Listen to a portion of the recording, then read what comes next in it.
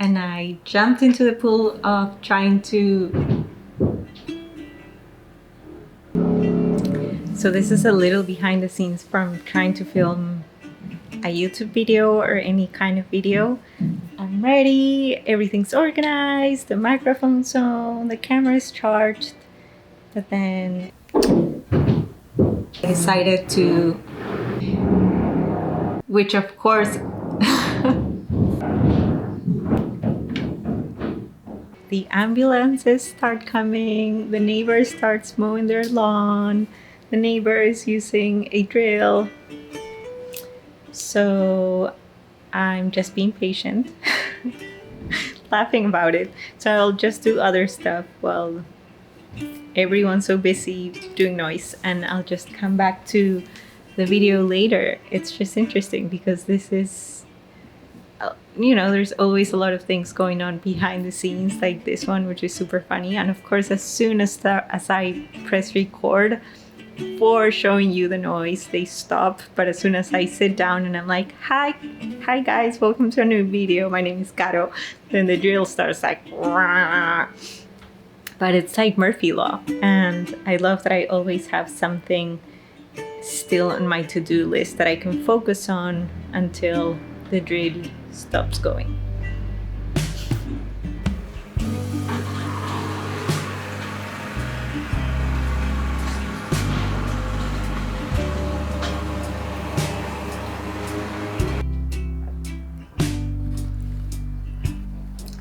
Hello and welcome to a new video. My name is Caro. I am a painter, I am a full-time artist, and on today's video I am answering some of your questions regarding being a full-time artist. A few days ago was my 3-year anniversary since the last bartending shift that I had, and ever since I've been able to live from making an income as an artist. So I thought it would be a nice idea to open up this space for a Q&A. So I went ahead and I asked my Patreons if they had any questions regarding being a full-time artist or anything surrounding that theme. So I have some questions from my Patreons, and those are the ones that I will be answering today. I will be answering the questions in the order they came. And I'm excited because I haven't read them before. And yeah, before living as a full-time artist, I had been working in the restaurant industry for 7 years, I believe. I did everything from being a host, being a bartender, being a waitress, being a busboy, which is the name, I guess I was a bus girl. Being a busboy is when the plates are ready in the restaurant. You are the person that takes the plates to tables and then cleans out the dirty dishes and puts them in the bucket for the dishwasher to clean them. I've also been a restaurant manager. But yeah, for the longest time, I was both a host and a bartender. The other jobs surrounding the restaurant industry were for less time, and I did that since I moved to the States. I also worked as a cook at this small burrito shop for a time. I also made coffee for a time. So all things surrounding the restaurant industry. And little by little, I started cutting down my shifts at the bar, which was the last job that I had at the restaurant industry. And the 9th of July of 2019 was my last bartending shift. And that's a little bit of what I did besides doing art. I was always doing art while I was working at the restaurant industry. So pretty much just quitting my bartending job let me have a little more time in my day-to-day life to keep pursuing all the art endeavors that I was already pursuing while I was working in the restaurant industry. So also, before starting, there is construction happening above me. So if you hear some noise, I am sorry in advance for that. There's nothing I can do about it besides using a mic and hoping for the best. Okay, so let's get started.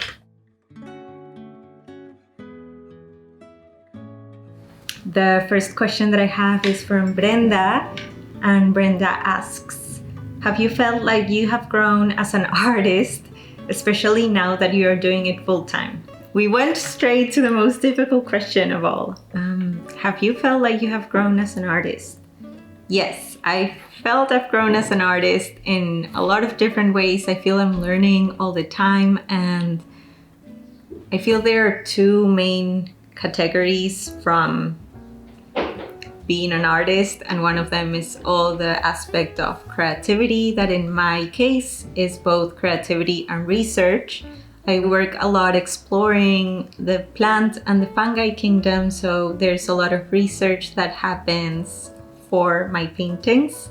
And the other big chunk of being an artist in my experience is related to building a structure, like doing all the more logical aspects, as paying for my website and not forgetting to do that so I can have an online shop, and having the shipping supplies, and learning how to reply to emails, and doing all the things related to, I used to do commission pieces, so sharing with the commissioneers pretty much how I roll when I do commission pieces. When someone reaches out, if they want to make,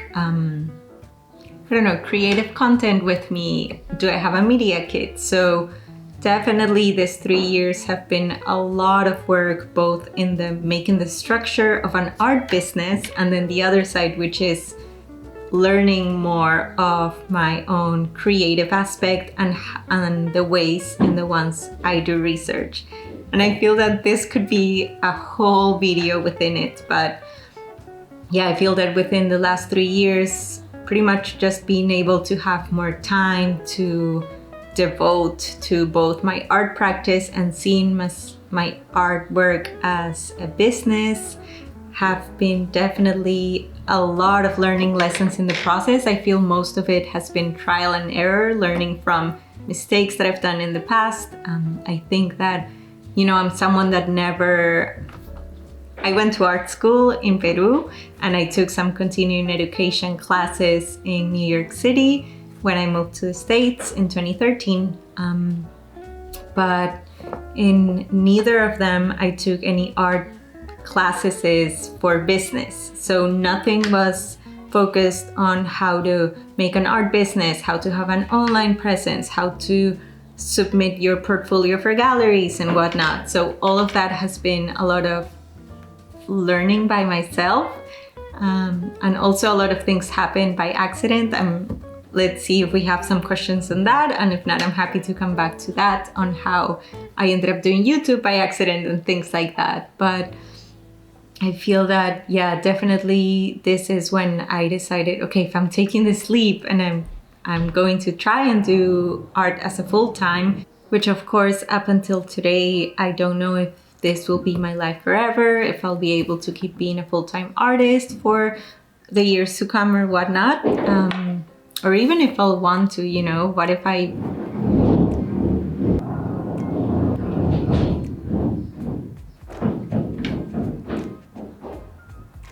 Okay, I've lost my track of thought because of all the drilling. Alright, so the second question is Caroline, and Caroline asks, hi dear Caro, hope you're having a wonderful day. I hope you're having a wonderful day. I would like to know, what would you do if you would have to start your business today? Would you still be doing a YouTube channel? Why? Would you do an Instagram account or your website? Which supplies will you buy? Tripod, light to photograph your paintings, iPad, and so on. And how to handle criticism online. Okay, so I'll go one question at a time. If I would have to start my business today, would I still be doing YouTube?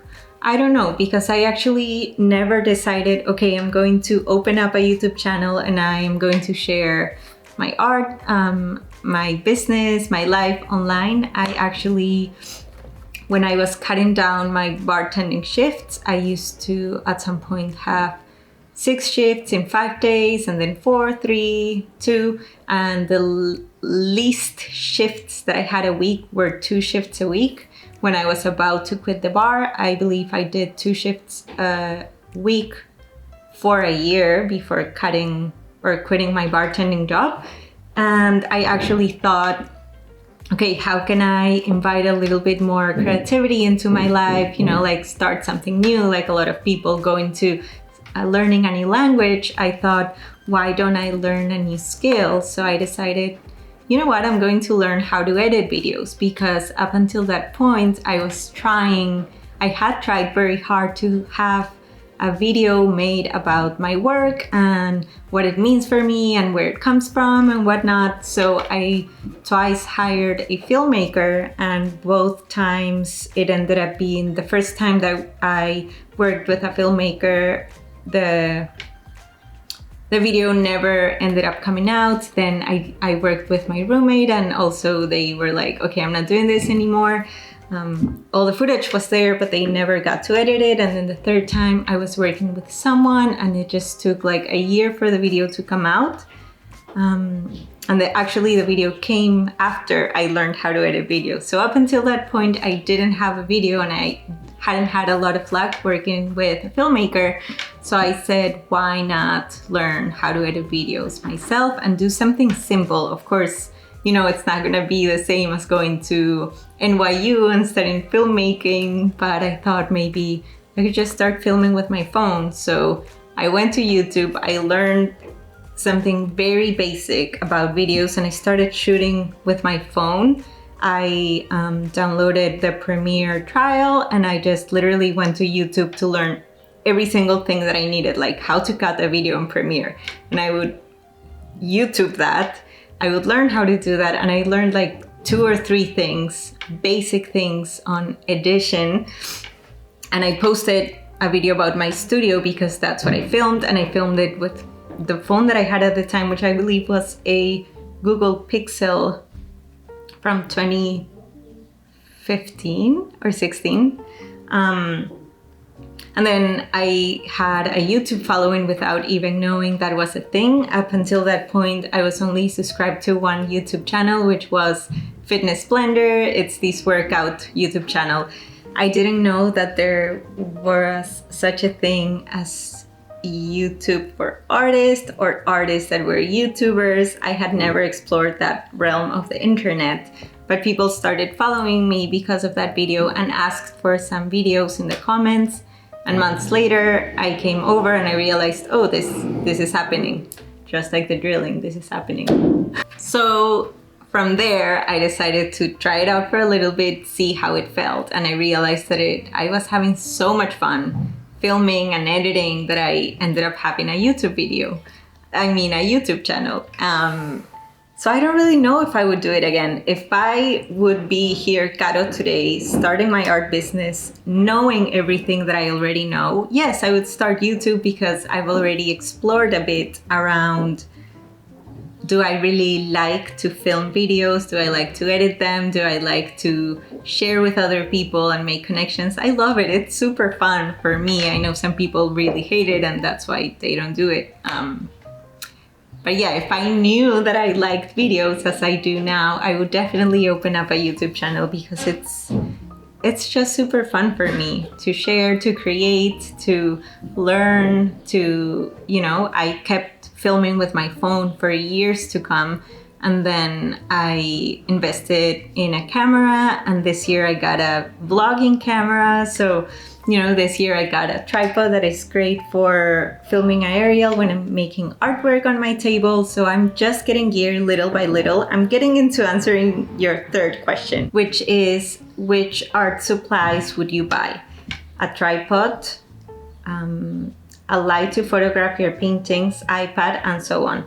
I would definitely get an iPod. I would definitely get a tripod, a very simple one. If I would have to do it again, I would look for a refurbished or used one.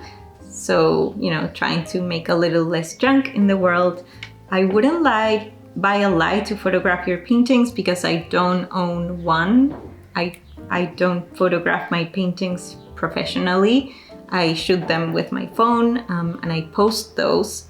but in order to photograph them for prints, I get them scanned. So I don't need any special lights for that. I don't have any special lighting for filming either. I just run by the sun. I film on sunny days. And the days where it's not sunny, I have so much other stuff in my to-do list. So I think Lee Ellickson said this before. My business is run by the sun.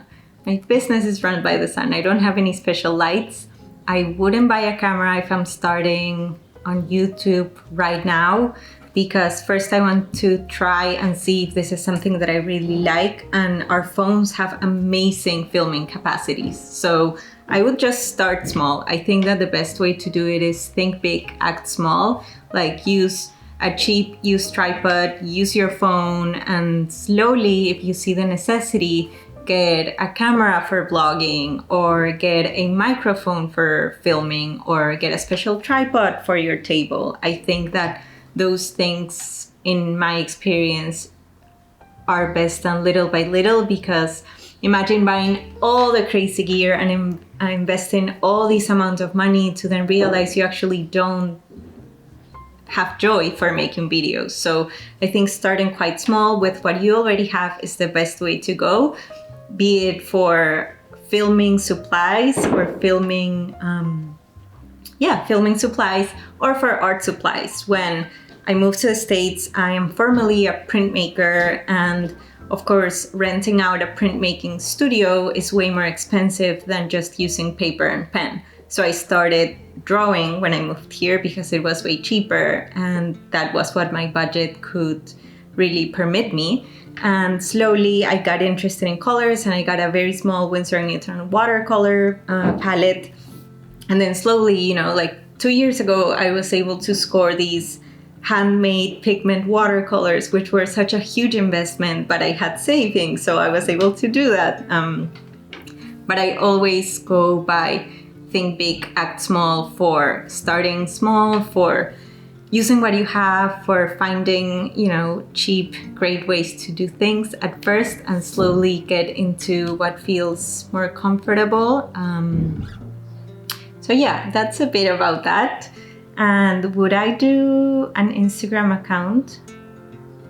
I think so, yes. I mean, I think there's not a right or wrong decision. Like, if you want to be an artist, you have to be on YouTube. If not, it will never happen for you. Or you have to be on Instagram. I think there's no right or wrong way of doing it, as long as it's something that you enjoy. So if you love to post online, and if you love to take pictures of your work and share the behind the scenes or the work in progress, and maybe get to know other artists, for sure get into Instagram if that's something that you really enjoy. I love it. I love to take pictures. When I moved to New York, I thought I was done with printmaking and I was going to be a photographer, and along the way I realized being a photographer is so expensive.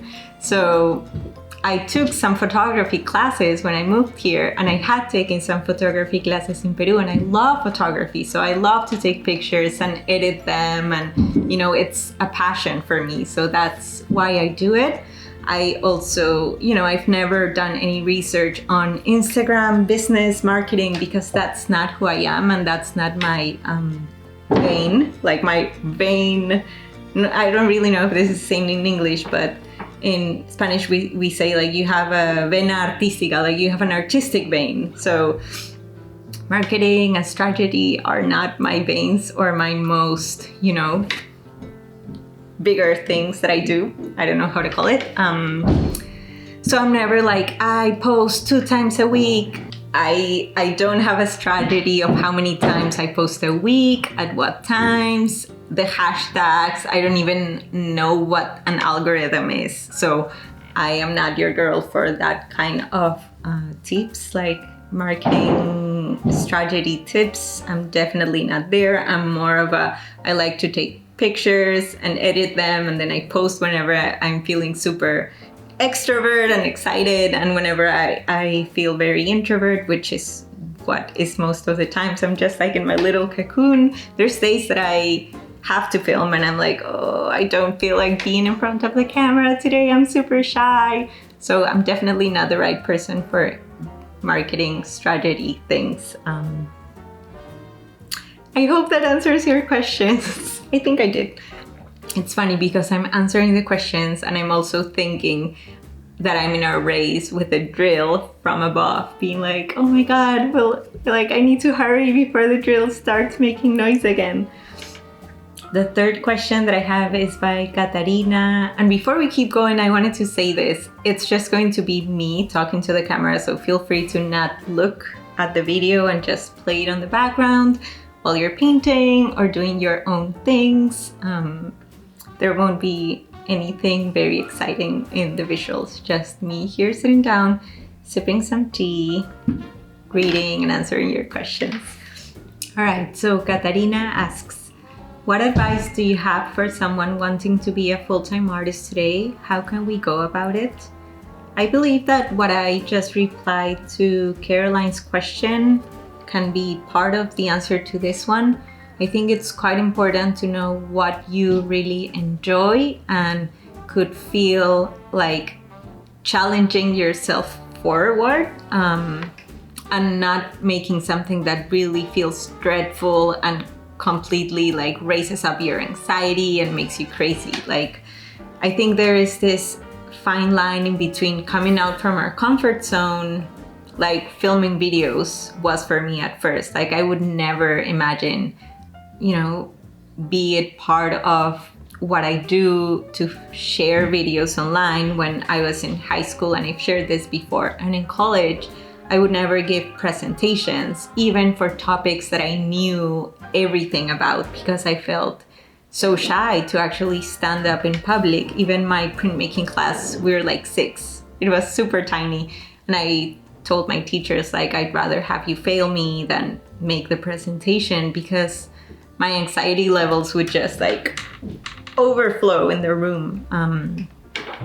So yeah, making videos challenges me in such a way, or it used to, I'm way more comfortable than before. Now I really enjoy it, but it's actually become this huge healing journey for myself, like around, topics of self-worth and making space to share what I think and what's in my mind and what I do, like learning that it's also worthy from other people's time. So I think there is this fine line in between something that gets you out of your comfort zone but could actually be a great opportunity, and something that really makes you completely stressed out. So let's say filming videos for me challenges me in a great way, and it's a beautiful opportunity to learn. But then learning about the algorithm is something that is definitely not something that I feel is my language. So that's something that I don't do. So I think that if there's a lot of things surrounding the theme of creating art that might be tools for exposure, like the internet is, I think it's important to see what really makes us feel joyful and like a beautiful, exciting challenge. I think go and explore that. I feel that's such a beautiful way to learn about what really feels good for us. So yeah, how to go about it. I think that, again, there's 2 main topics about. One of them is just creating art, and maybe you just want to make art for the sake of making art. But if you want to make an income and live from your art, I think it's important to make art and get really good at it, have something that you personally feel proud of and that is exciting for you. So I think that that's a very big step for it. Like, find what you want to create and get good with it, like learn more, practice new techniques, or really show up to your desk and paint or photograph or whatever type of artwork that you do it every single day, even on those days that you might feel shitty. Just come and show up for at least 15 minutes. That's my rule, at least 15 minutes. I've been doing, this has nothing to do with art, but I've been doing yoga every day for 1.5 years so far, and every single day, like there's days that I don't feel like it, so I just show up at least 15 minutes, and that's my rule. I show up in my mat at least 15 minutes.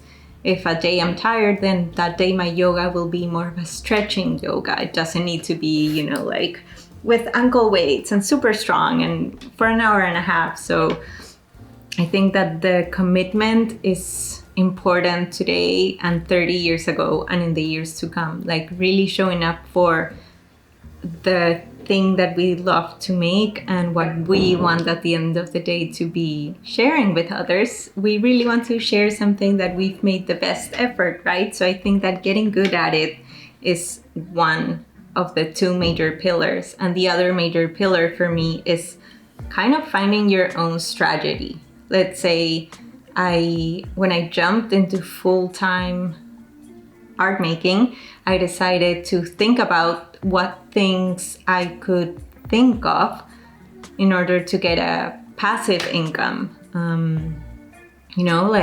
And that's when little by little I started creating a couple of things, and within a year of making art as a full-time, I decided I really want to share this course. So I made my first online course, and nowadays that has become a passive income because even though it's like 27 videos and it took so much time to film and edit and organize and reach out to the other teachers and all of it. Now it's just there and I don't need to make anything new besides answer emails from people that might have questions before signing up or whatnot. So that is already an offering that I have out in the world and that is making me passive income. So I think having a structure of maybe passive income, maybe seeing what streams you would like to, help get the word out. If you feel like, I have something that I'm really passionate about, and for me it means a lot, it was made with all my heart or whatever it is, or, it looks beautiful. Whatever it is on your thinking, but that makes you happy and proud, then thinking about different streams to make more people capable of knowing your work. Maybe it's the internet, maybe it's going to fairs, maybe it's, working with representation in art galleries, maybe it's, there's so many ways. So I think it's a matter of seeing what feels comfortable for you. And I don't mean in your comfort zone. I mean like, hey, this could be a great challenge that I would be up to. Like for me, making videos became. So I think that is the advice that comes to mind right now. Then Katarina asks, what achievements are you proud of the most in the past 3 years and what are the next steps for you? Oh my God, this is such a difficult one. But what comes to mind first is that this year I took a biology and art residency that I've been dreaming of taking for 10 years, for 9 years, since I moved here in 2013, and I learned that the School of Visual Arts had this amazing biology lab for artists and that they had a summer residency for people to learn and really dive deep into the world of biology for art making. And this is something that I really wanted to do, but it was out of my budget. And this year I was finally able to afford it from, saving up from my art. And I'm very proud of that because it's a dream that I had. And, when it came the time to be like, okay, am I taking this residency? I used to live in New York City, so I would have not even need to, find a home or pay for rent or whatnot because I was already there. But now I'm not in the city. Now I'm in the Hudson Valley, which is 2 hours away. So a lot of fear came around the theme of, should I take the residency or not? But I decided what? I'm not going to listen to all those fear obstacles because I know I can make it happen. And yeah, that's something that I'm very, very proud of. I feel that more than anything, I'm proud that I want to kill my neighbor. I feel that more than anything, I am proud of having been able to live as a full-time artist for the past 3 years. I thought, maybe I would take the leap and I would have to go back to bartending in 2 months. And I don't really know how long I'll be capable of keep this as my full-time job because, it's fluctuating and it always changes. But I feel very honored for that. I feel like I don't take it for granted, especially now that money runs so small around the world. So tight around the world. So yeah, it's something that I never take for granted, and that I feel like, wow, this was actually a great achievement.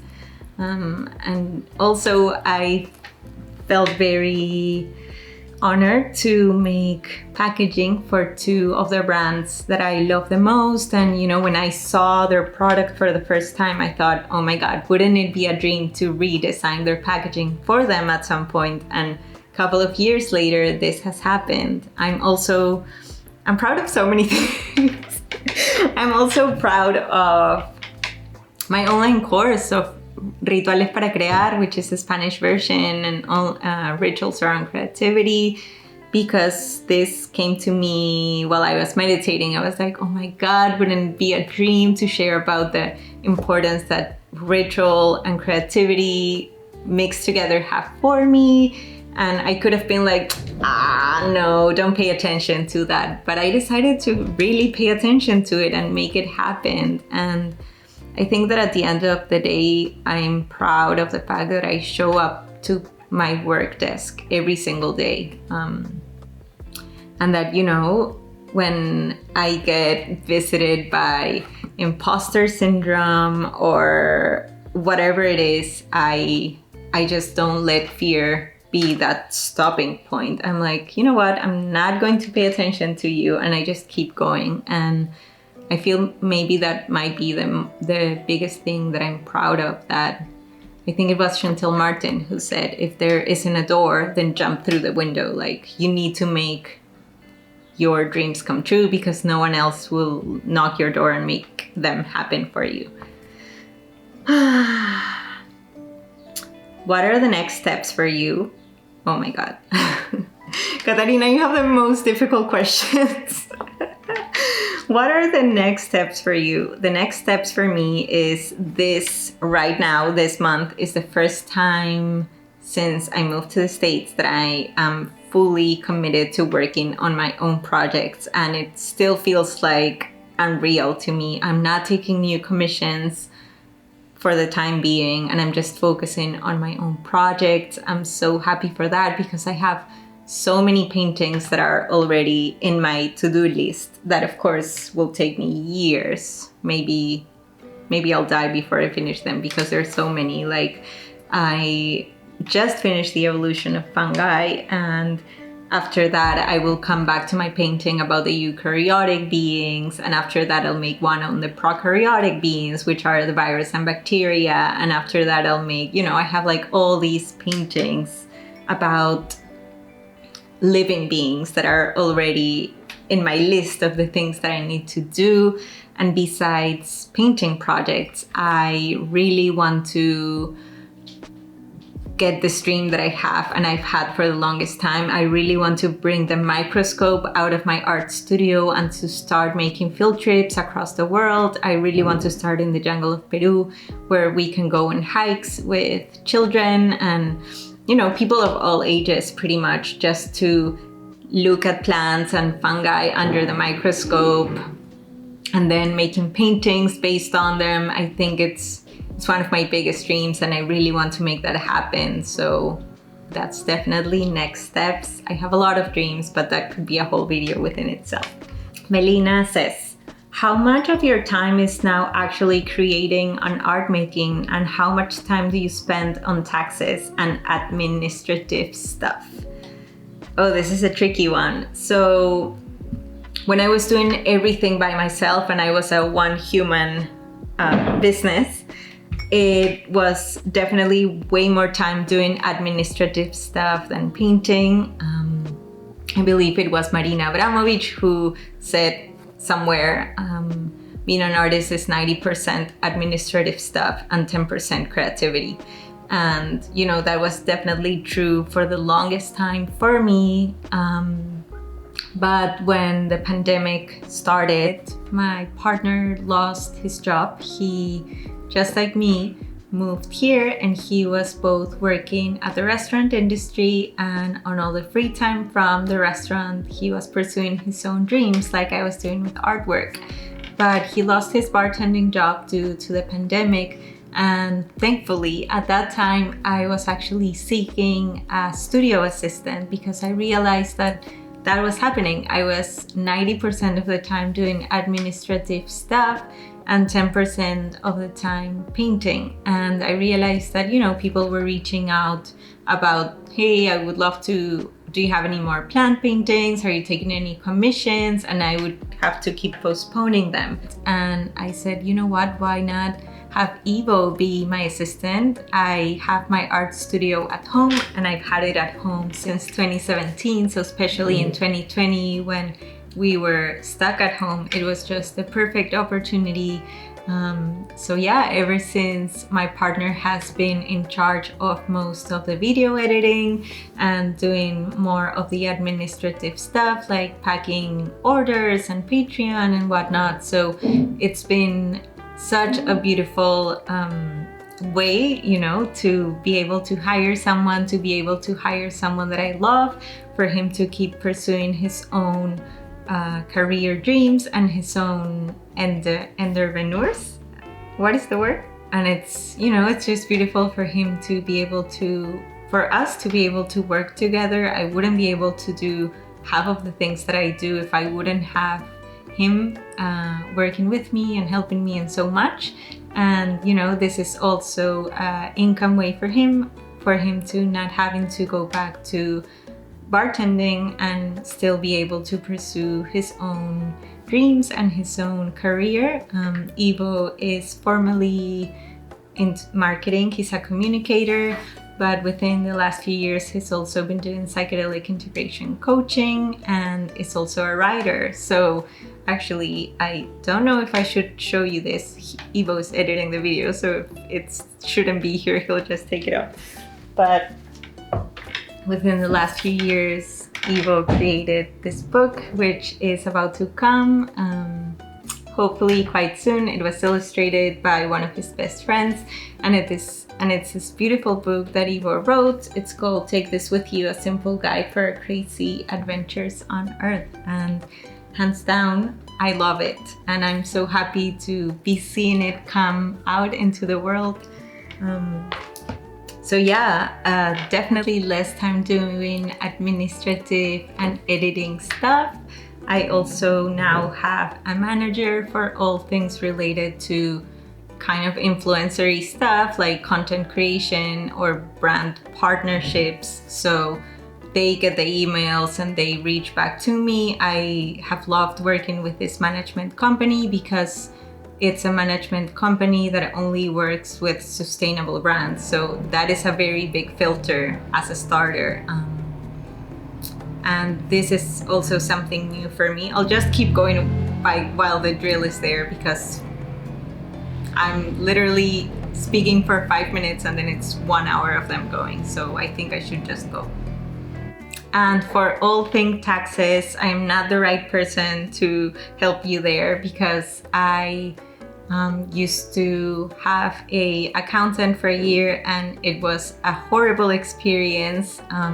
So I am now on the looks to find a new tax person. Now I'm an LLC, which I didn't know I should have been for years. I'm still catching up on learning all of that. It's so different here than in Peru, and in Peru I also didn't have an art business, so it's just a whole new world that I'm just learning. But if you need a tip, it's get an accountant, find the right person, and especially if you're going to be doing freelancer stuff or art business stuff, better to find someone that knows and works with those types of clients. The accountant that I had like magnates clients, so they were like always put me in the back burner, and I actually paid them for a whole year for nothing, which sucked. But you live and learn. That's what I was saying before. It's been so much of trial and error these past few years, and I'm sure it will keep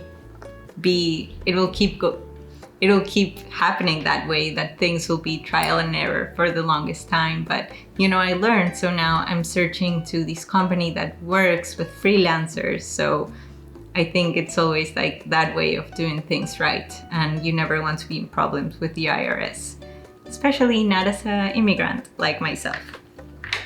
Okay, Katarina's last question. How do you separate your work and life to be able to give enough meaningful time to your relationship and rest?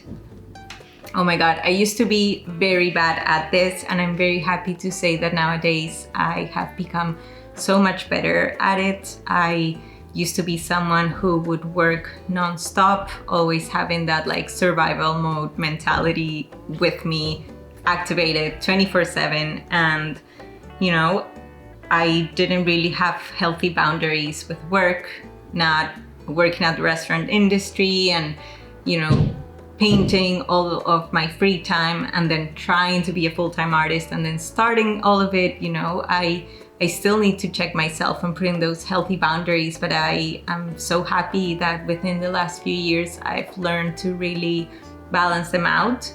I've come to realize that I will never not have a to-do list. I'm someone that loves projects and loves to come up with ideas, and I'm one of those people that you meet and it's like, if I am with a friend, most definitely we'll end up thinking of a project and making something together and collaborating, you know. So I'm that type of person. I love creating, so I'll always have a to-do list. I'll always have projects in my mind. And nowadays, for the past few years, I've come to realize that to-do list will never be 100% done. So I need to be the one to put in my to-do list and in my priorities, making time for self-care, for rest, for spending time with my partner, with friends, in nature, because I've come to realize that rest is not wasting time. Rest is a necessary part of being a human being. And if you want to focus on the business side, it's even a necessary part for my business. The more that I can really rest, the more that I can really show up energized to work. So I have this morning routine that lasts for like 2 hours every morning, where I do my movement, yoga, where I meditate, where I drink cacao, where I journal. Sometimes I sing songs, you know, like I have this whole moment in the mornings that are just for me with my phone off. And these are non-negotiable parts of my morning. Of course, this comes from someone that doesn't have kids, that doesn't need to show up and clock in at work at certain time. I usually am sitting down at my desk because I take my art business as if I would be clocking into a job. I rarely work 7 hours a day. I usually work like 10 or more, but I'm usually sitting down in my working desk by 10 a.m. So that's why I wake up super early. And of course, I'm not trying to say that you need to have 2 hours every morning in order to be able to have a morning routine or time for yourself. That's just the way that I've accommodated for myself. And there's days where, of course, I don't have 2 hours and I just do everything smaller. I meditate for less time. I do a smaller yoga practice.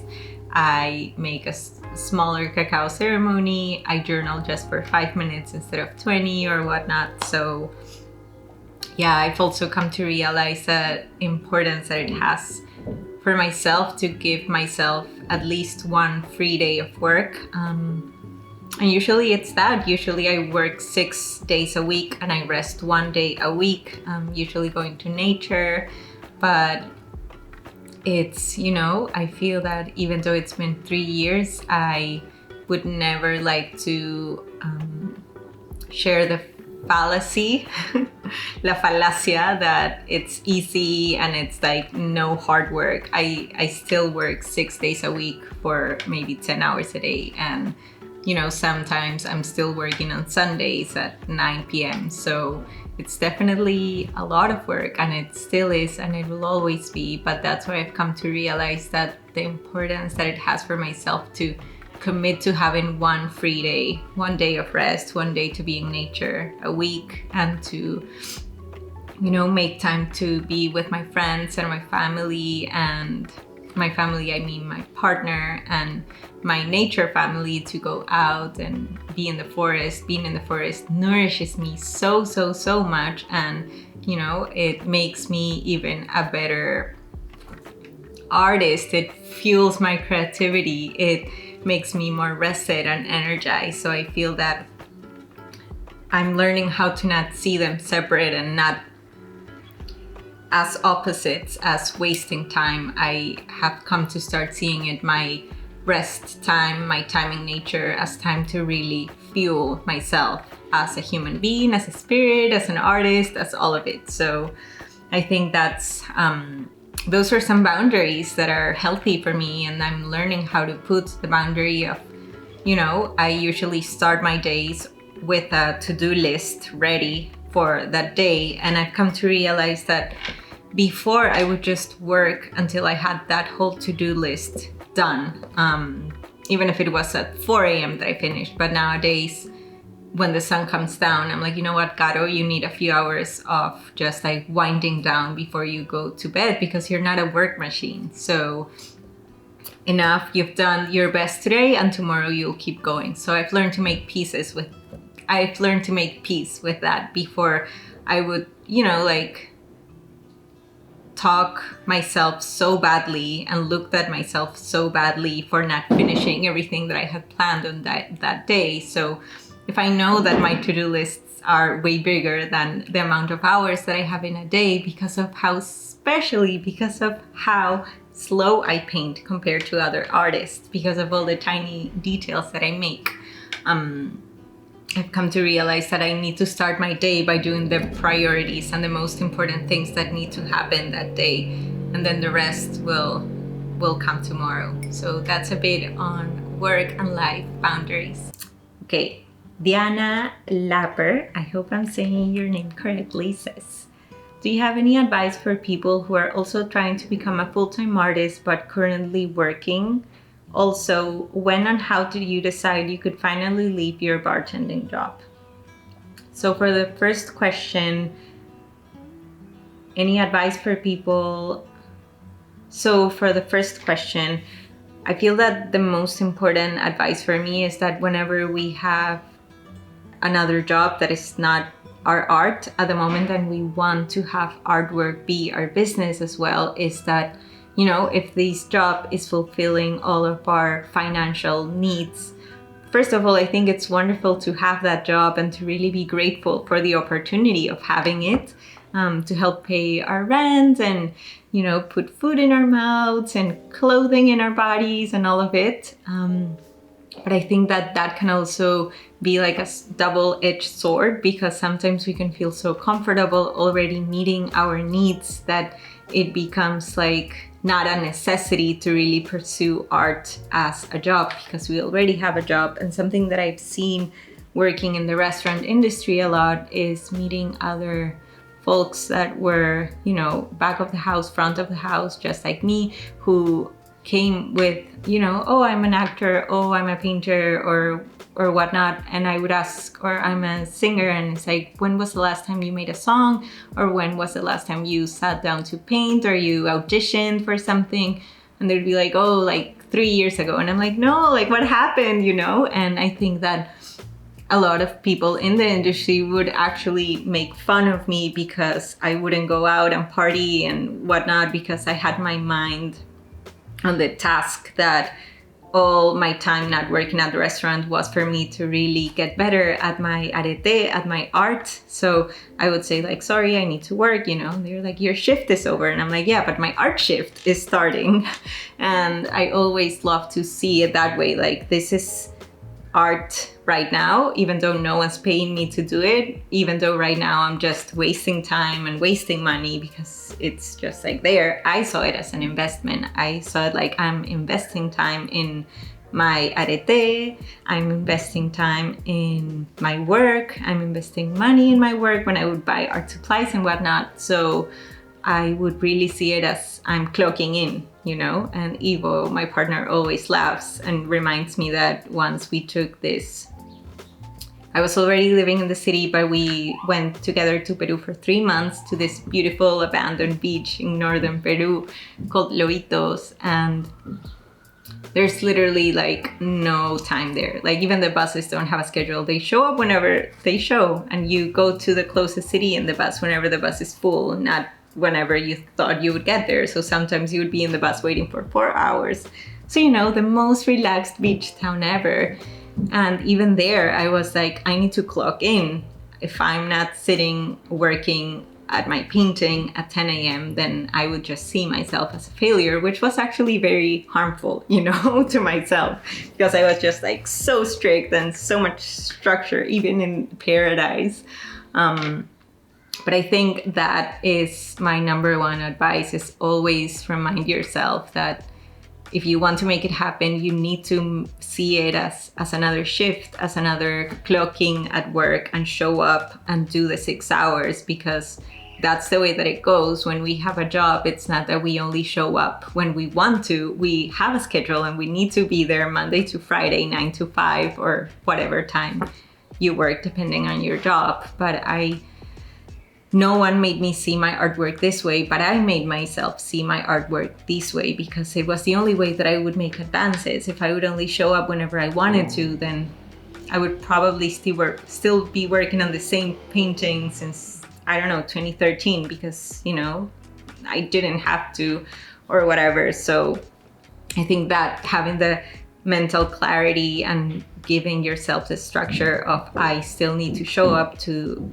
my art job is, at least for me, was super key at that moment. And as far as your second question, how and when did you decide you could finally leave your bartending job? I actually shared this on a video I did about being a full-time artist for my first year back in 2020. So I answered that one there. I'm sure I'm linking it somewhere here. But the short version of the story is I actually didn't quit my bartending job at the ideal time. I would think rationally that the best moment to do it is when you have savings and when a lot of people are already buying your artwork. I had sold a few stuff through Etsy, which was my shop at the time.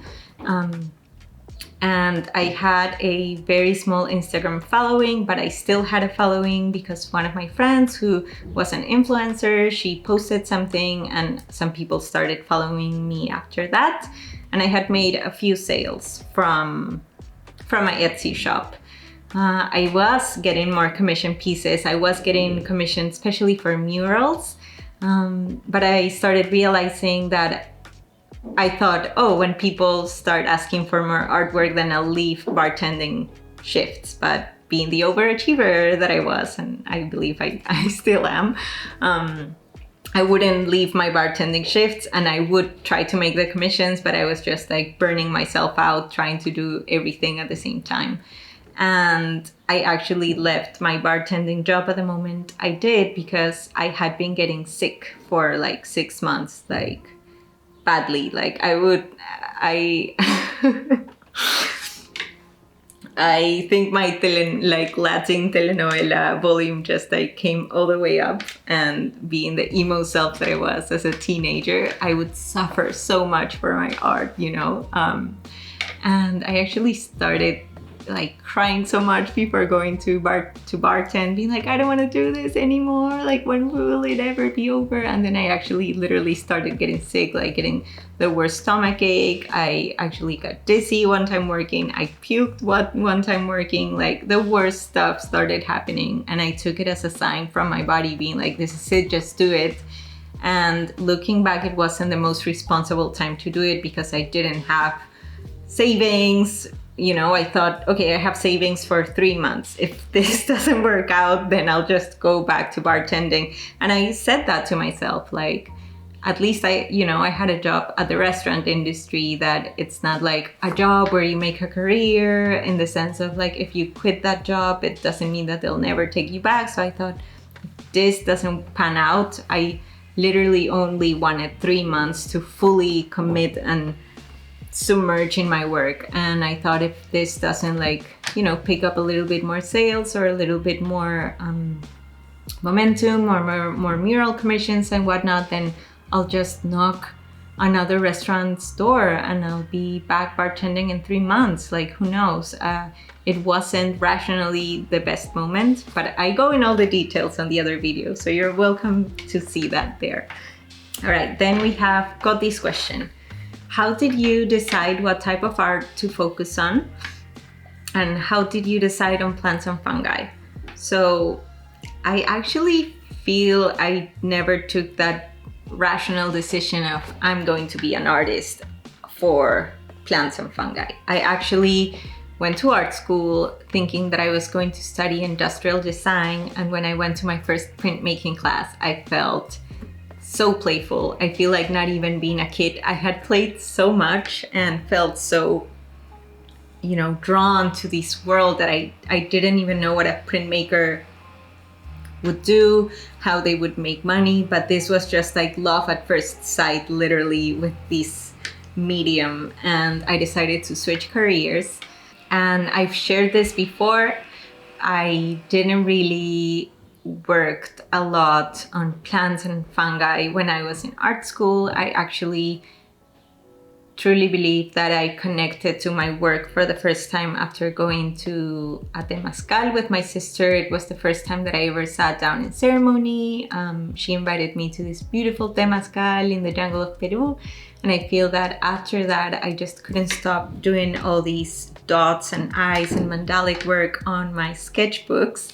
And in my art school, we had to have like a very structured meaning of why we were doing the things we were doing. So I kept all of these secret in my sketchbooks.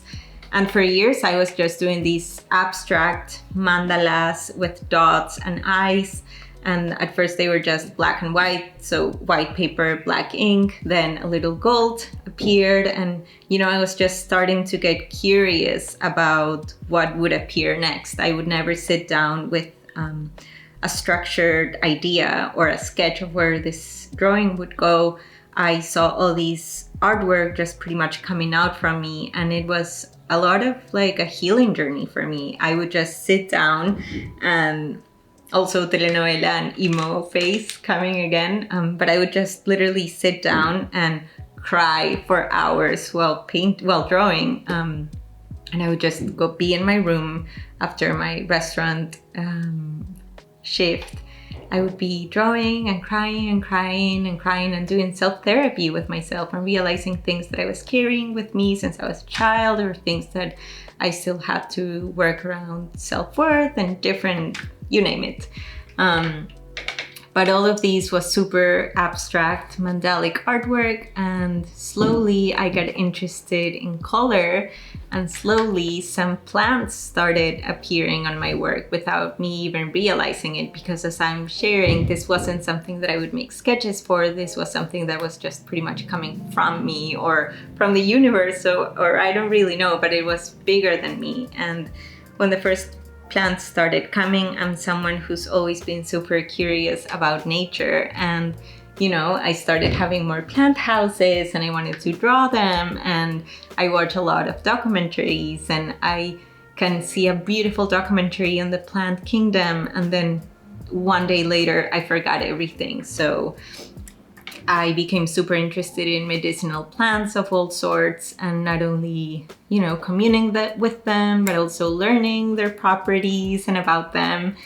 But I would always be so forgetful. So I thought maybe if I start painting or drawing plants, then I'll retain more information and I'll remember how they look and whatnot. So I started just doing this as an exercise, adding more plants into my work to remember more about them, and then to remember more about their evolution and about their reproduction and about, pollination and whatnot. So it all started as a way to pretty much recall everything that I was learning, and that's how plants and fungi appeared in my work. I feel that also, I, as a human being, like in my own journey, I was pretty much just looking inward at first and healing my relationship with myself. My artwork was very inward and very abstract and pretty much speaking about my inner universe.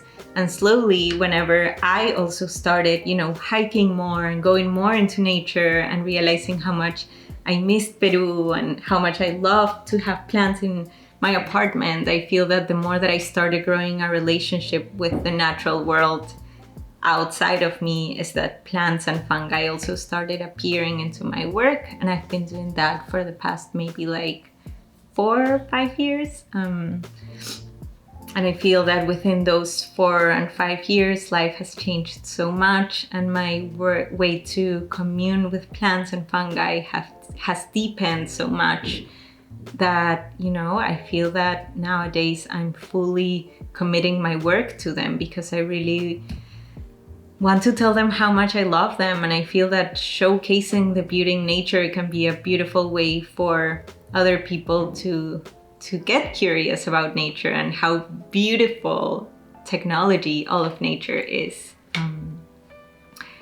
and how much, you know, living in sacred reciprocity with them can really help us all in a symbiotic way. I'm going to a whole other rabbit hole. And Goti's second part of their question is, would you advise focusing on a niche when starting out?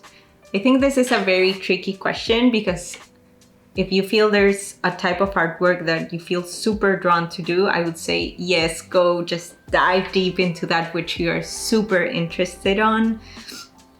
But if you're not feeling that call to anything right now, I feel that experimenting with different types of artwork, with different art supplies, with drawing versus painting versus photography versus sculpture is also a great way, because when hands down, when trying things with our hands, we can see this is a path where I would really like to explore more, or this path doesn't really seem interesting to me. And I feel that art school was that beautiful space to really learn all of that, from oils to acrylics to sculpture to industrial design to graphic design to, you know, printmaking, to all the things that we had to try. And then in art school, they would also give us all these different topics for each project that we had. So it was also interesting how, you know, they would always give us themes. And even though in artwork, I was not fully devoted to the plants and to the fungi, I can still see a thread of interest. I was super interested in ritual and ceremony and ritual, moving from indigenous communities to then moving to the city and becoming this syncretic mix of all different things. And I was also super interested in our connection with nature. Even though I was not painting plants in my artwork, the themes that I would choose were all about it, like where do humans come from, and what is our spirit, and what is ritual, and all the themes that I'm still completely living up until today. So yeah, I think that if there is a niche or a focus that you are like, oh my God, this feels so inspiring, then go, because if the inspiration is there, it's for something. But then if you're not really feeling something that is super calling to you, I wouldn't just structure in order to make it your thing. I think there's time to explore and to really just like try it all out until you see this is something that I really like. And there's time to be like, this is something that I really like, and then just dive into it. So it all depends on where you are. I hope these answers are not vague and I'm making some sense to you. All right, so we have Lila's question, which says, and Selma also seconds this question: do you have any advice for hard seasons? I have a hard time figuring out whether what I'm facing now is just another roadblock or if it is a stop sign. Is this the part where I have to prove to the universe that this is what I want? Or is this the universe showing me that this isn't my path? Have you ever felt like this in your journey of pursuing your art career? And Selma says, I second that question too. I find it hard to distinguish between a dream that is aligned and a dream that is simply a delusion. Working towards building an art business. Any insight on tools or prompts that help to clarify this, if it's something you have ever faced? Whew, yes. As I was sharing with the telenovela and emo jokes, you have no idea how much times I've suffered for my art and suffered for, why am I not a full-time artist? Like I'm so tired, I'm so fed up, like this is like everything is so wrong, nothing's working out, and I'm putting so much effort. And I feel that a lot of the dreams that may not be as conventional, like maybe having an art business, are things that take longer to sprout and are seeds that may take longer to sprout. And I feel that in my experience, something that really helps me to clarify myself is to ask myself, why am I feeling unsettled? Is it because of a lack of patience from my side? Or is it because I'm not enjoying creating at all, ever? So I think those could be two very different scenarios. If something is really what makes your heart super happy and, you know, lights you up and is really something that feels like a dream, but then you don't have the patience for it right now, then I think maybe that's not the universe telling you this is not meant for you, this is not aligned. It's just an opportunity to learn more about patience, and it can be the perfect opportunity to learn or to lean into what I was sharing a couple questions ago about Chantal Martin's quote on, if life doesn't give you a door, then jump out the window. I feel that, you know, I for years was fixated on thinking that the only way that I could have an art be my full-time work would be if a gallery would represent me, and I don't have gallery representation up until today. But that was because I wasn't seeing the wider picture of there are so many other ways in the ones we can be full-time artists. And I feel that nowadays is a whole world of so many ways of doing it. And, you know, there's the internet, there's TikTok videos and people that go viral like this and their life changes forever. Gallery representation, going to art residencies that are paid, art grants, so many different things that are out there. So yeah, I'm just thinking a lot of what would be the best thing that I could share with you. But I think that it's like, is this coming from a place of patience? Is this coming from, you know, the door that I've been knocking isn't responding? Maybe there is another door, maybe there is another way. And I feel that sometimes, at least in my experience, it's been that whenever I put myself more fixated and more serious on something, things are not flowing. But then when I'm doing something else just because it's fun and it's interesting and I do it without that seriousness and more of from a place of curiosity and play, I see that more starts flowing and moving in that area. And that's what happened with YouTube for me. Like I didn't do a video thinking, oh, this could go viral and I could have people interested in my artwork here. Like I didn't even know that was a thing. So, you know, I think that might be something interesting to think about. And I also think that we all go through those dark moments of,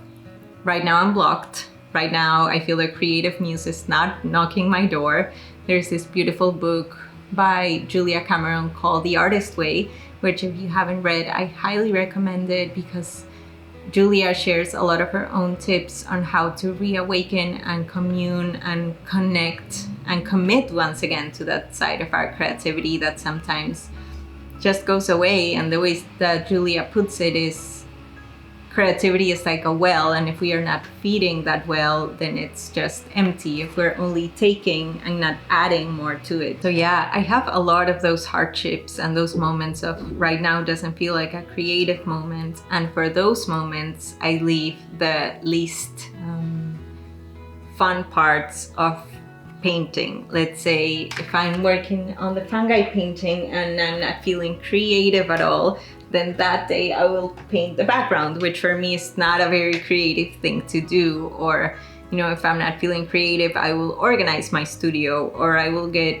rid and recycle all the papers that I don't need anymore, or I will edit pictures that I've already taken. So I leave a lot of my part of my work or my to-do list that is in that box of this is for the days where I don't feel that inspired, but I still want to show up, because I feel that is the most important thing, right? Because then maybe I'm painting the background and I'm like, I'm super not inspired, and then something sparks and then I'm like, oh, the color, it's beautiful, it's like lichen or whatever, and then something sparks creativity back in me. So that's a little bit on my perspective, but that book, if you haven't read it, might be a great one. And I think that it's also super important to know that we all go through these hardships, and it happens to everyone, and taking a break and going out to nature and then coming back fully recharged is also such a beautiful way to come back to why we do the things we do, and remember that,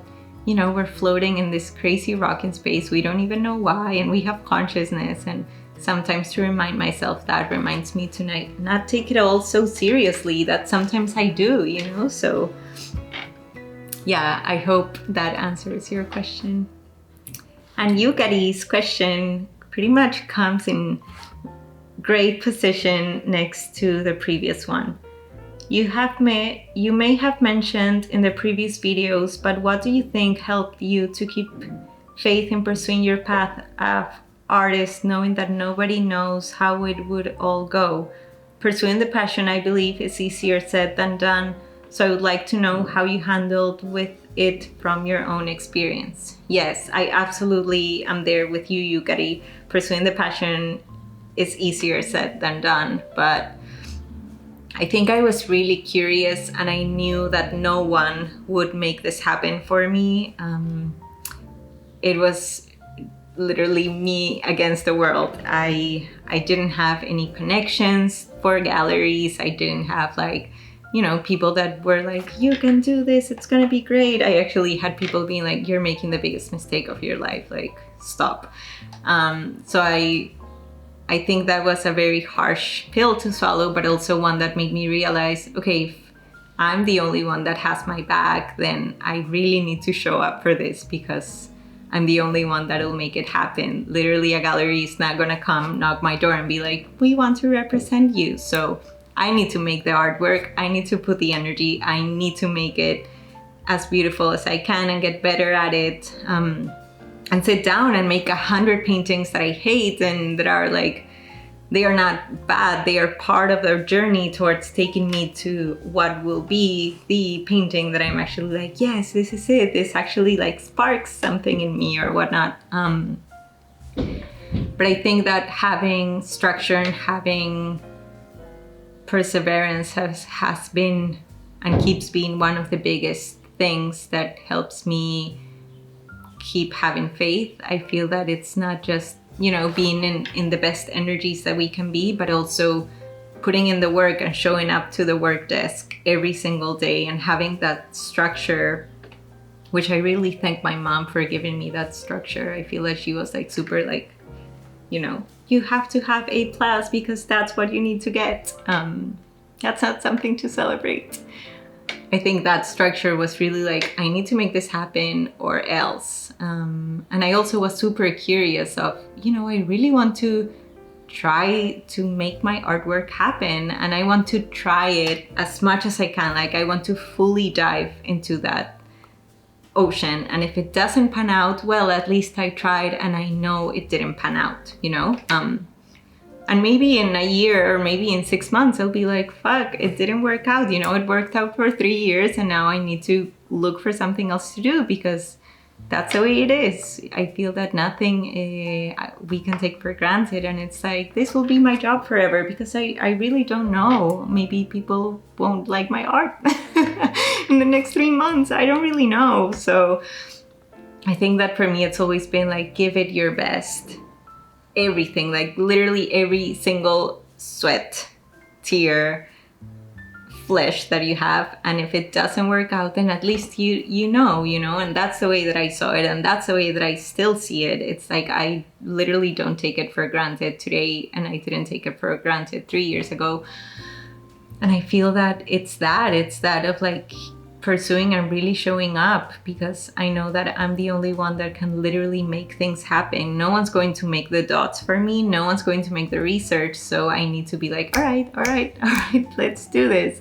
And a couple more things that I wanted to share in Yukari's question of pursuing the passion. I think that if the passion is super alive and we remember why we love doing what we love doing, then I feel that the fuel that keeps us going is still there, vibrant and present. So I think that if there's some ways that you feel that you could pretty much fell in love again and again with your artwork, with your passion, then I feel that is the key ingredient to it all, on, you know, remembering why is it that you love making what you love. If it's those moments of sitting down and painting and playing music and having a tea and being in your flow, then seek to have more moments of that. I feel that, especially as we are sharing, sometimes we can get super into the brainy stuff, into the administrative stuff, which is super important, because of course if someone orders something from your shop, you want to have it available, and you want to have the shipping supplies, and you want to take it to the post office ASAP and all of that. But I feel that making those things that actually make you fall in love with your craft again and again are super important, and that is where the actual joy of it all resembles and resides. And I feel that not only looking for those moments where the passion can become alive again, it's like having a date, right? If, you know, like me and my partner are turning 5 years of being married this year, and we make time to go out on dates, even though, you know, we live together. But I feel it's that those moments, or for me, more than a date, it's like I really want to spend time in nature with you. So making those times where for me are just like sitting down and getting to know ourselves and philosophizing about life together, and the conversations that sometimes we're not having in the day-to-day are what, you know, keeps the flame alive. And some days we go on a date and we want to get fancy and, you know, like put our best clothing, and I wear makeup or whatnot, you know, I'm just putting an example. But I feel that taking our craft on a date on a regular basis, or as much as we can, is like keeping that flame alive of, you know, why is it that I'm in love with doing this? I feel that for me, it's not only the moments of creativity, the moments of doing research in the field, in nature, seeing plant and fungi species, but also when I get to share, and when we have our Zoom calls on Patreon, where it's like, you know, everyone's sharing and everyone is like this beautiful community. I always leave those calls being that, like, this is the reason why I do this. Or when I read a YouTube comment and it's someone saying like, yo, I watched your video 3 years ago and now I'm back painting, and it used to bring me so much joy, but I had forgot. So those are the things that are also like, this is the reason why I want to share videos. This is the reason why I want to make a Zoom call. Even sometimes I feel shy, you know, like I feel it's such an important and beautiful aspect of putting more wood into that flame of passion. You know what I'm trying to say. All right, so then we have Natalie. Natalie says, wow, Caro, congratulations. Thank you, Natalie. Thank you for taking us on your journey. Question, I noticed your lovely stickers and postcards are earth-friendly and wondered if you print them yourself. As always, thank you. Thank you. I don't print them at home. It's actually been this beautiful journey with everything that I put out there. I try to make my products as sustainable as I can. And since I opened my Patreon, which was in April of last year, I was just doing vinyl stickers, and vinyl is made from PVC, which is a type of plastic. And I was like, no, this is the worst. And then a couple of months in, or a few months in, I found 100% craft paper stickers. And you know, it's always the conversation, like the great thing about vinyl is they will last forever. You put a vinyl in your helmet and rain, water, whatever, it'll be there, which is beautiful. So it's plastic that will be there, but it's not going to the trash. But then now I switched to 100% recycled craft stickers, which are made from recycled paper, and are just made of paper, and then they can be composted, and you know, but the thing is they cannot go outdoors. They are only for indoors. So it's always that like, what is best? But that's not answering to Natalie's question. I don't do them. I have different suppliers for both of them. And actually on Patreon, I have a list of all the manufacturers that I use for everything, like from not only manufacturers, like where do I get my shipping supplies? Where do I get my stickers done? Where do I get what is like my film gear, like what is the camera, the mic, the lens, the whatever that I use. All of that is on this huge drive file that I have for my Patreons. So yeah, I don't do them myself, but I love to nerd around and do research and find for companies that, you know, it's also that extra step of, okay, also, are the stickers being shipped in plastic? Are they being shipped in bubble wrap? Are they being shipped in compostable shipping supplies? So it is a whole route, but as you may know, if you know my work, I love to nerd and I love to make research. So I really have a good time doing research, finding the right companies to work with. And I actually am still looking for the perfect postcard company. But, you know, it's the journey, it's the patience. Valentina asks, congrats, Caro. I admire your persistence and the ability to continuously work and stay focused on your goals. How do you manage that, and would you please share what is important in this process? Yes, I think I've answered a bit of that question, but as I was mentioning, I feel that having, like, organizing oneself for me is super important. I feel there's two things. One of them is organization and the other one is concentration. And with organization, I was sharing, for me is super vital to clock in and clock out, to have time to start work and to finish work, especially if you're working from home, which a lot of us are doing nowadays. I was doing that before the pandemic because at some point I had an art studio separate, but you know, it just didn't work out for me at that moment. I'm going to another conversation, but yeah, I feel that, you know, having a space, even if it's your bedroom, even if it's a desk in your bedroom, even if it's the floor right next to your bed, wherever it is, have that be the space where you work. And for years, I was literally painting in the little floor in between my wall and my bed because I used to live with roommates and I went in my own world when I was painting, so I didn't do that in the living room because all people were there and, you know, I would paint with my headphones. So I would just paint on the floor next to my bed.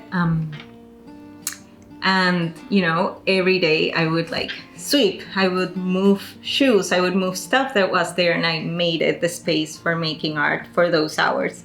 And then after painting, I would roll out my painting, put it away, and then put everything as it was my bedroom. Just like when I'm doing yoga, like I clean up the space, I let my yoga mat be there. So I feel that having a designated space, having a designated time, if it's, you know, 1 hour a day, if it's 15 minutes, if it's right next to your bed, that's perfect. At least that the fact that we're showing up once a day or once every 2 days and making it work, I think it's so key. It's key. Then I am big on my to-do lists.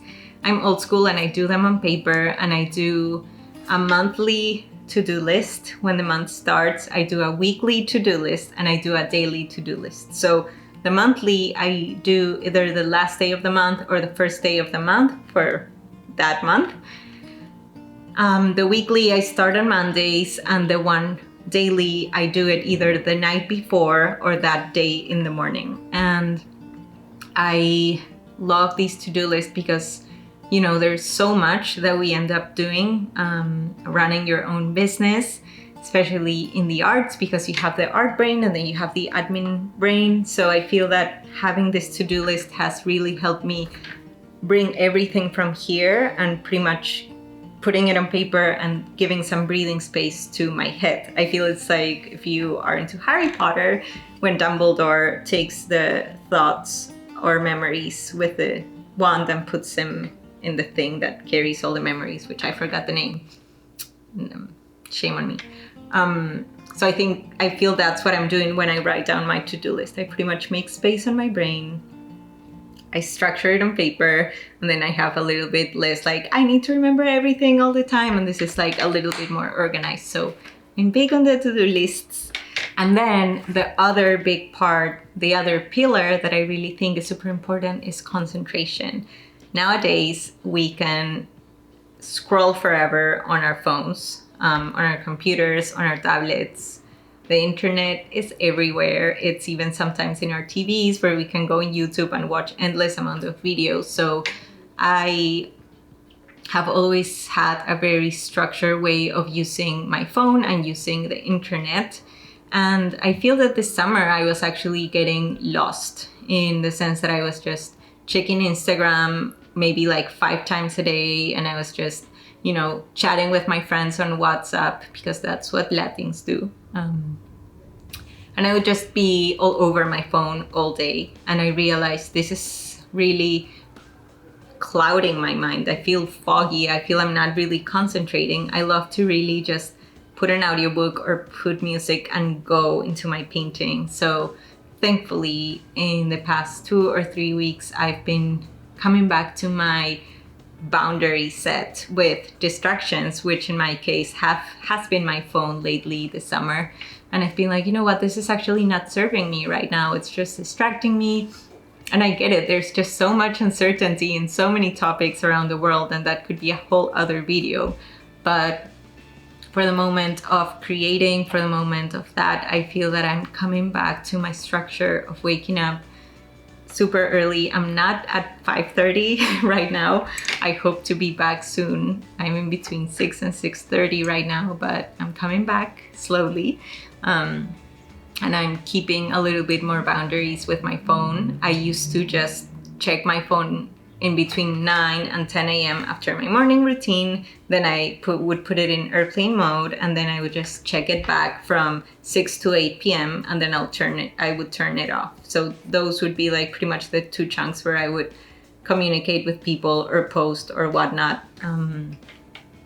But yeah, I'm coming back to that. I feel that concentration is key for me to really be able to go into full creative mode. If not, I'm just like in the surface and thinking more about like, oh, that funny meme that I saw, or, you know, like the chatter will be nonstop. So I think for me, in order to be persistent, is the perfect combination of structure and concentration. And for me, those two are quite helpful. To-do lists, putting you know, things that are super important to do, things that I want to do, things that I would love to do, and then what are the distractions and how can I minimize them in order to be fully present to what I'm creating right now. Okay. We just have 3 questions left. So I have Veronica asking, a question I have is, how did you get started? What was your first piece? How did you start selling? How did you get into the social media aspect? Were you nervous when you first decided to dedicate yourself to your art? I want to make art with my plants and I keep telling myself out of it. I do have an Instagram and started a YouTube channel, but I still feel lost. Thank you for everything you do.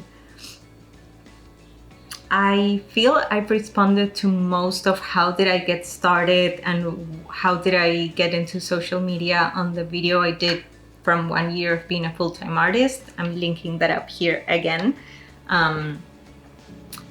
But I pretty much got started. I don't even know how to answer that question.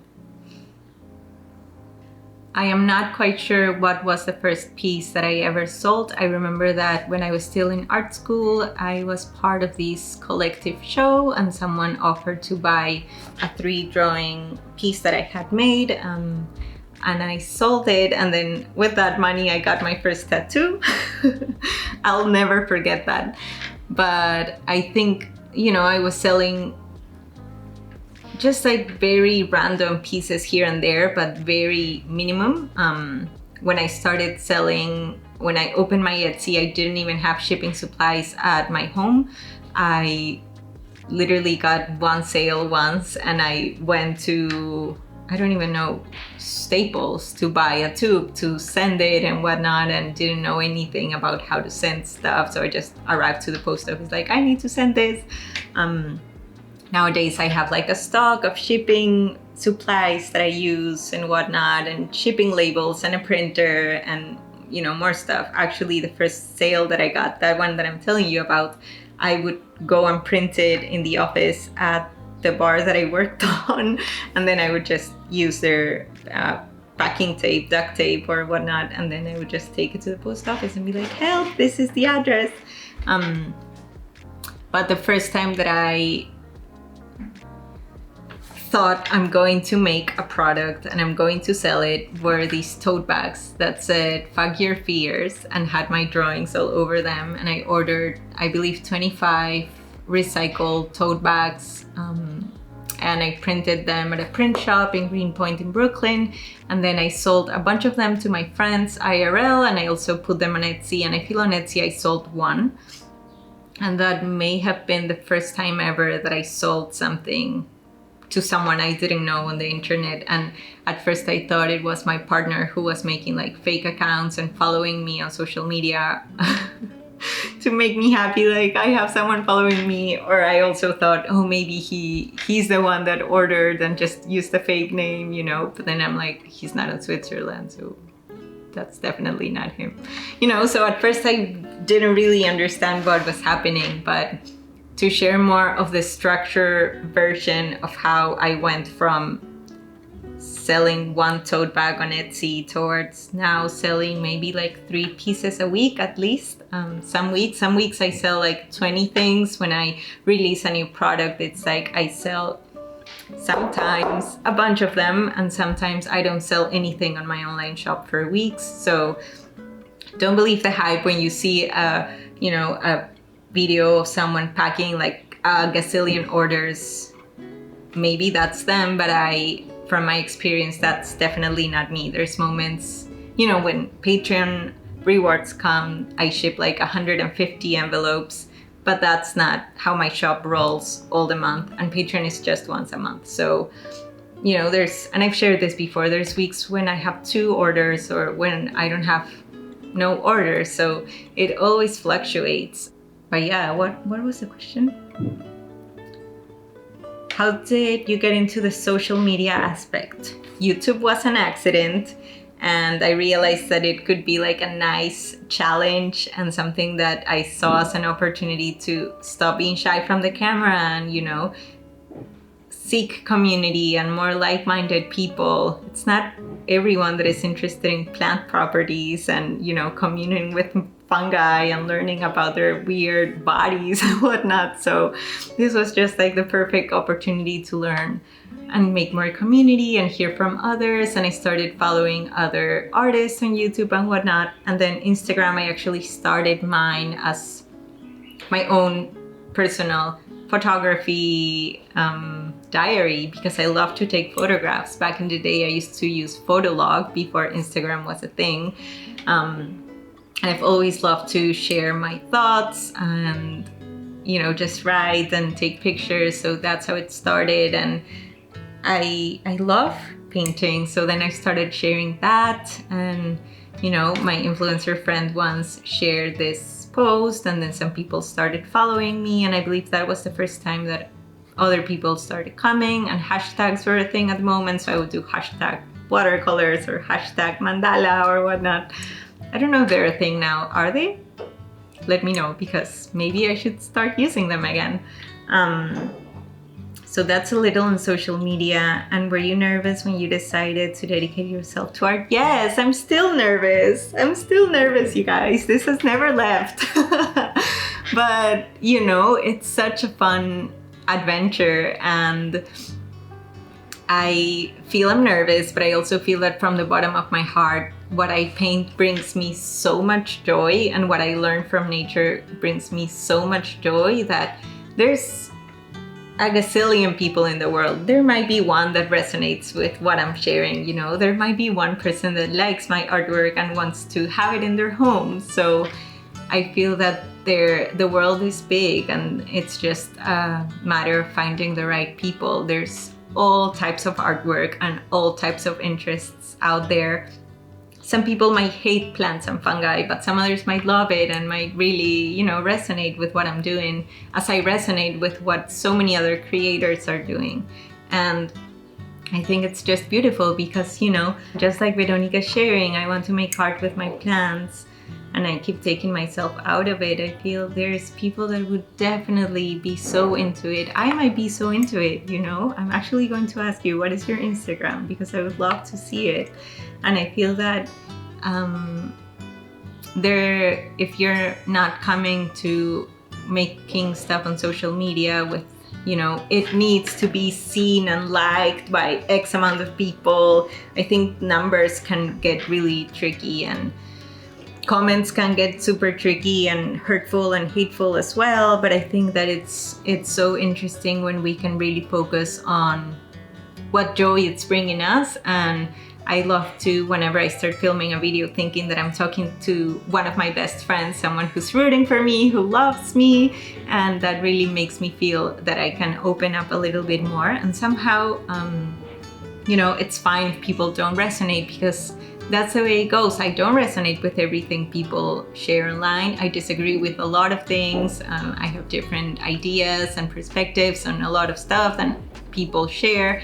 But that's okay. I would never leave a hateful comment, because that's not who I am. But some people do, and I think like that's their ways. And I'd rather focus on that one person that said, hey, I started painting after seeing your videos. Thank you. It's bringing medicine, you know, like that's what matters. So I feel that whenever we focus on that, like if it's changing one person's day, maybe like help them get out of bed and trust on themselves a little bit more, then I want to show up for that. Because some days I don't want to get out of bed and I'm doubting myself, and then I watch a creator on YouTube or on Instagram or on their Patreon, on the Patreons that I follow, and something inspires me and I get out of bed and I'm like, you know what, this is great, life is beautiful. So I think that we all need all of your artwork, because it's not for everyone to create the same artwork, but it's for all of us to inspire one another and to keep uplifting each other up. It's so beautiful that we get to create,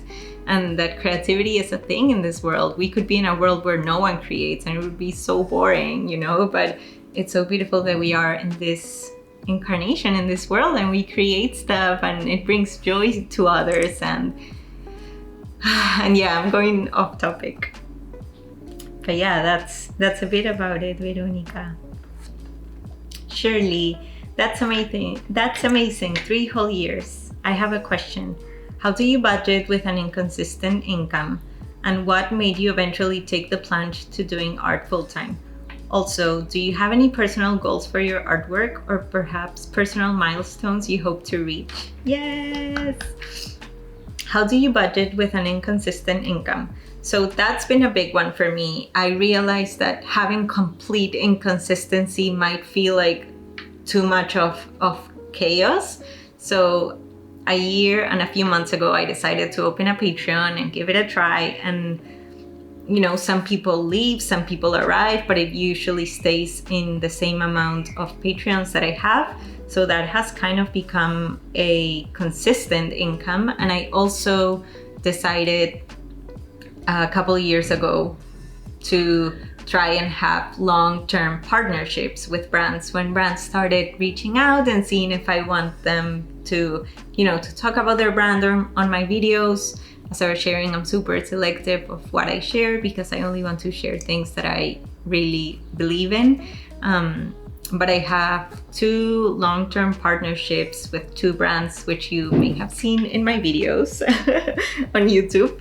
And those are Squarespace and Ana Luisa, and I have year contracts with them. So I do need to show up and make X amount of videos a year with them. But that also means I get a consistent income from those partnerships. So having Patreon and having the long-term partnerships for videos has been a beautiful way to have kind of okay, this is what's pretty much coming in every month. And how do I budget? You know, my online shop, as I was sharing, is not the same all year round. I know that I do 1 sale a year, and usually that one is big. I already did the one for this year, and I do a 1 end of the year sale as well, where I add new products, where I sell my moon calendars and whatnot. So those 2 are like the peaks of the shop. Or if I'm doing something like releasing a new product, like the limited edition of the fungi painting and whatnot, that might also bring like a big revenue from the shop. But usually the shop is super inconsistent. It comes and goes and it always fluctuates. So I think that having Patreon and the long-term partnerships are really what makes keeping the boat afloat happen. And how do I budget? I think that this might be from my view on sustainability, but I rarely buy new stuff. I love using the same clothes that I've been using for the past 15 years or so, and rarely I'm like, you know what, I want to buy something new. Actually, the jumpsuit that I'm wearing is something that I bought this summer, which I'm super glad, because I realized you haven't bought new clothes in so long, Caro. maybe invest in a couple of pieces. And I nerd so much that I'm like, all right, well, how can I buy sustainable but also not crazy expensive? And I also, if I'm buying clothes, I thrift a lot, which is super cheap compared to new clothes. Sometimes it's just as expensive. So it fluctuates, but I don't really buy a lot of new stuff. I don't know if you've seen my chair.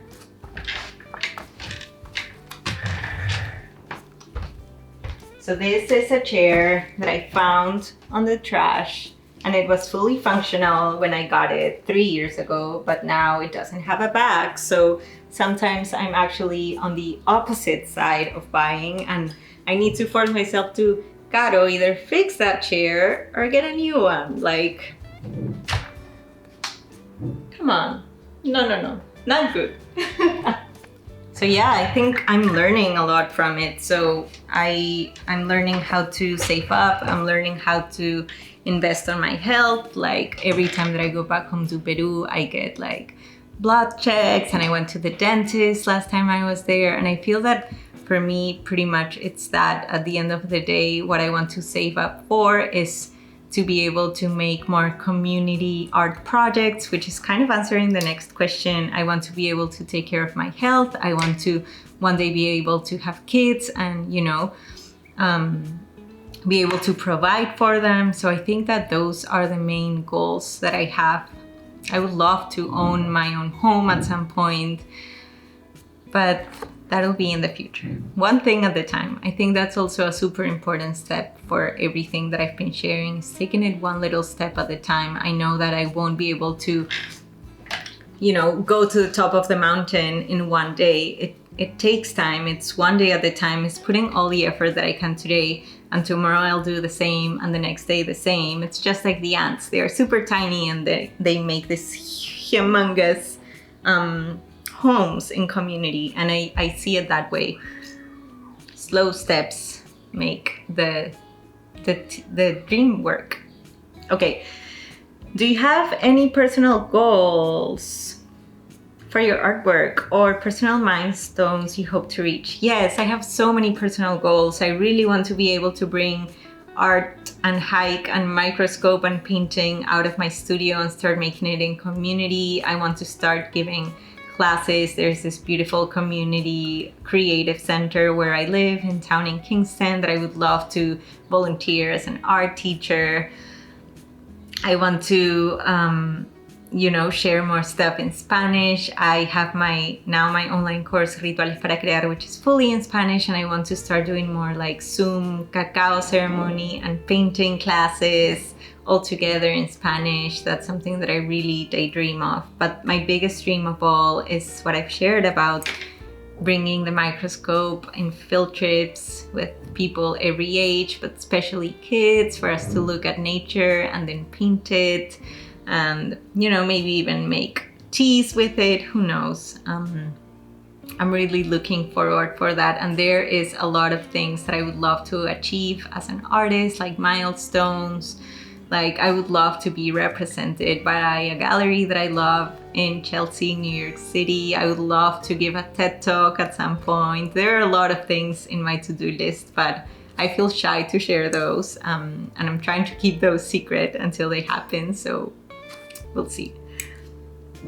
I also have realized that it's been a minute since I wrote them all down in paper, but yeah, there's a lot of things that I want to create. As I was sharing, my mind and my heart go faster than my hands. Ok, last question. María Miranda, felicidades Caro por estos 3 años de artista a tiempo completo, por compartir y seguir inspirándonos con tu arte. Mi pregunta es cómo manejas la presión y el balance de continuar haciendo arte en tu vida diaria. Por mi parte soy autodidacta y mis tiempos los manejo muy mal. I think I responded to Maria's question within all the other questions, but how to balance pressure and keep creating art. I think that is like remembering to do all the things and that bring you joy from making art. And of course, you know, sometimes it's super difficult to be doing art when there's so much pressure on how am I going to put food in my plate the next time, and you know, more survival mode stuff that we need to take care of, when art can sometimes be something so uncertain. Like I did this painting for 2 years and I don't have a buyer for the original, you know, like even though I just committed to creating it, I don't even know if someone will buy the prints, hopefully, but you know, it can be super uncertain sometimes. But I truly believe that it's your heart knows, you feel it inside, and you just keep going, because that's the best way that we can do. You know, if the creative muse knocked your door and said, hey, I'm going to share this with you, then in order to keep the creative muse alive and inspired and wanting to hang out with you, then it's cool for us to show up and create. And what I was sharing, as I totally understand that sometimes it can be super hard to focus on being happy and creative when we need to worry about very serious stuff like putting food in our plates. I think that that's why having another job besides art, and if I would have a kid, you know, like a daughter or something, and they would be like, I want to just commit to being a full-time artist and I don't have savings, I would be like, maybe save a little before you do that. I would recommend myself to be more cautious, even though I wasn't when I took the plunge and I just fully committed. I don't know if I would have been so adventurous nowadays, but I'm glad I did at the moment, because it's brought me to where I am today. And maybe I needed that kind of pressure of, girl, you need to really show up and do the work, because if not, you won't be paying rent in 3 months. So get it together and start creating, and you know, the rest will come. A lot of people say jump and the net will appear. I don't know if that's true or not. It was true in my case. I don't know if it's always true. So I would never be like, quit your day job, go be an artist. You know, like, I feel that would be so irresponsible from me. But I feel that if you, at the end of the day, feel that heartbeat every time that you are creating, or at least most times when you're creating, then there is definitely something there to pursue. And I feel that if you feel the call, why not, you know, why not pursue it while having a day job, while having savings and quitting your, you know, whatever you feel like it's the right path to do it. I feel that at the end of the day, our heart knows, our soul knows. And I think that's the most important part, remembering that no one created their dream job from one day to the other. J Balvin, quoting J Balvin, he says, todos ven la gloria, pero nadie sabe la historia. Everyone knows the glory, but no one knows the story. So I think that's such an important thing, that behind every successful artist that you see, and believe me, sometimes I'm the one scrolling and being like, why am I not like doing all the things like this artist is, and having all this collaboration with amazing brands and blah, blah, blah. And I go like in that comparison rabbit hole, and then I'm like, Caro, just put your phone away and start working. Like, if you're not working, then those opportunities won't show up. So I think it's that perfect dance in between showing up and being persistent and advancing one little step at a time and enjoying the process, because it's your life and no one, you know, is living it but you. And I feel that the more that we can find pockets of gratitude and joyfulness within this crazy world and trying to make artwork, then we have conquered it all. I think that it's not what we do that makes us happy, but it's the energy that we do it with. And I think that's my biggest lesson up until today. I'll stop talking. These are all the questions. I hope this video is not like 5 hours, because it actually took me like 5 hours to film in between the drilling and pausing and all of it. I hope it was helpful. Please feel free to reach out and ask any other questions that you may have in the comments below. If you want to see more videos related to these, also let me know. Feel free to subscribe to my channel if you like what you see here, to subscribe to my Patreon or Instagram or all that stuff. Or even, just share this video with someone, could be super helpful. I hope you have a beautiful rest of your day. And yeah, that's everything. I hope this was helpful. Bye.